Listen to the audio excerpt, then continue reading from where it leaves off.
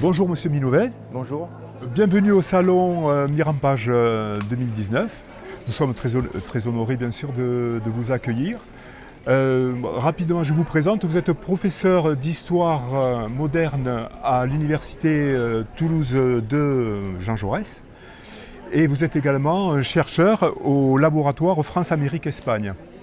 Voilà, et vous avez écrit ce magnifique ouvrage, Garonne, Canal du Midi. Comment êtes-vous arrivé à écrire cet ouvrage, qui est quand même assez singulier, je trouve? Alors, je suis un chercheur qui s'est beaucoup intéressé aux questions de production et très rapidement, je me suis aperçu que pour bien comprendre les phénomènes économiques, il fallait étudier production, circulation et consommation ensemble. Et quand on s'intéresse à la circulation, on s'intéresse à tous les modes de circulation, dont la navigation. Et je me suis intéressé à tout le système de navigation qu'il pouvait y avoir dans le sud-ouest, et en particulier autour de Toulouse, où vous pouvez se poser la question de savoir si on avait un véritable système de navigation avec croisement de plusieurs voies de transport, et notamment, inévitablement, le canal du Midi et la Garonne. D'accord. Alors bon, moi j'ai trouvé cet ouvrage riche par son iconographie, impressionné par le travail de recherche qui a été effectué, qui est vraiment conséquent. Et en même temps, j'ai trouvé ce livre abordable, facile à lire. Et pour le coup, j'ai pris vraiment beaucoup de plaisir à le lire. Alors, j'imagine que c'était une volonté délibérée de votre part, de ne pas faire un bouquin pour des spécialistes, mais l'ouvrir à un public beaucoup plus large.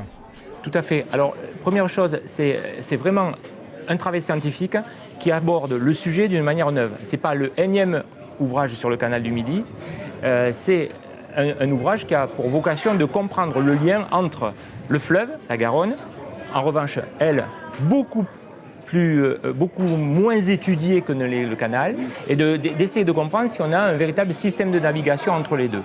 Et pour travailler sur cela, forcément, c'est un travail scientifique poussé. Mais ma manière de penser, en fait, l'écriture scientifique, c'est de la penser comme lisible par tous. Il ne s'agit pas de jargonner, il s'agit de travailler d'une manière sérieuse, tout en étant profondément compris. Donc le texte est accessible à tous. Ça, c'était l'objectif. Et la deuxième chose, c'est que le livre est illustré de plus de 250 images couleurs, mais ce ne sont pas des illustrations, ce sont des véritables documents historiques et qui viennent à l'appui du texte. Alors, j'ai pu observer que dans l'excellente qualité du livre, la pagination, le format, enfin, la qualité du papier, et donc j'ai lu à la fin de l'ouvrage que vous aviez fait participer des étudiants qui sont en licence de l'édition, c'est ça?